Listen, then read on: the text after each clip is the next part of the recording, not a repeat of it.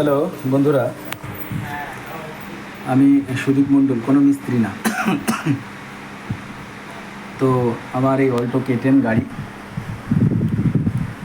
গাড়িটা গতকাল অর্থাৎ 1 আগস্ট 2025 আমি বের করার সময় পিছনের চাকা আর ঘোরে না। আমি একটু জরুরি দরকারে যাচ্ছিলাম, পিছনের চাকা আর ঘোরে না।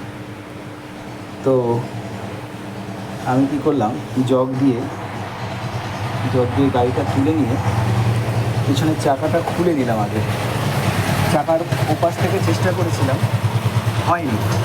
খুলে নিয়ে আমি ড্রামটা বের করে নিয়ে এই যে আমার হাতুড়ি, এই হাতুড়ি দিয়ে এখানে বেশ কয়েকবার ঘা মারলাম, বাড়ি দিলাম বেশ জোরে জোরে। দেওয়ার পরে আবার যথারীতি আমার এই চাকা ঘুরছে। আমার খুব খুশি লাগছে আজকে, কারণ আমার এই জায়গাটায় ব্রেকডাউন ভ্যানও ঢোকে না। আর এইখান থেকে গ্যারেজের দূরত্ব মোটামুটি 2 কিলোমিটার, নিয়ে যেতে খুবই সমস্যা হতো। তাহলে আমি নিজেই ঠিক করে ফেললাম। এই যে আবার এইবার চাকাটা আস্তে আস্তে লাগিয়ে দেবো। এই চাকাটা আস্তে আস্তে এবার লাগিয়ে দেবো। লাগিয়ে দেওয়ার পরে যাই হোক, খুব ভালো লাগলো যে নিজে করতে পারলাম। অন্তত মিস্ত্রির কাছে নিয়ে গেলে 1-1.5 হাজার টাকা তো বিল করতোই। আর ব্রেকডাউন ভ্যান আসলে কী জানি কত হতো তা জানি না। মোটামুটি মশার ধূপ টুপ নিয়ে মোটামুটি আমি রেডি হয়ে গেছিলাম। আধা ঘন্টা চেষ্টা করলাম।